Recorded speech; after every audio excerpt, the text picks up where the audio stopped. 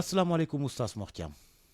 waaleykum salaam wa rahmatullahi wa barakaatu Georges delloo naa la nuyoo bi ak ziar bi. delloo nañ la ziar bi oustaz Mor Thiam tey talaata loo ñu indil ci yóbbalug bés bi.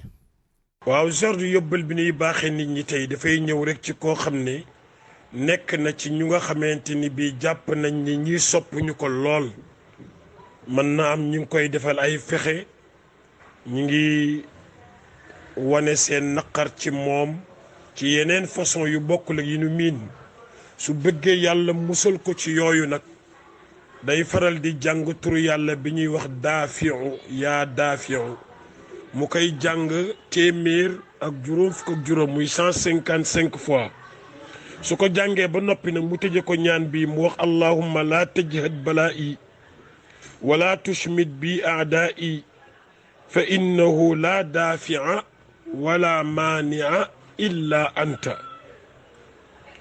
lii su ko tëjee incha allah yàlla dina ko musal te mooy mu jàng yaa daafiu 155 ba noppi nag teg ci allahumma laa tajhad balaa'i wala tushmit bi aadaa'i fa innahu laa daafia wala maania illa anta. Georges.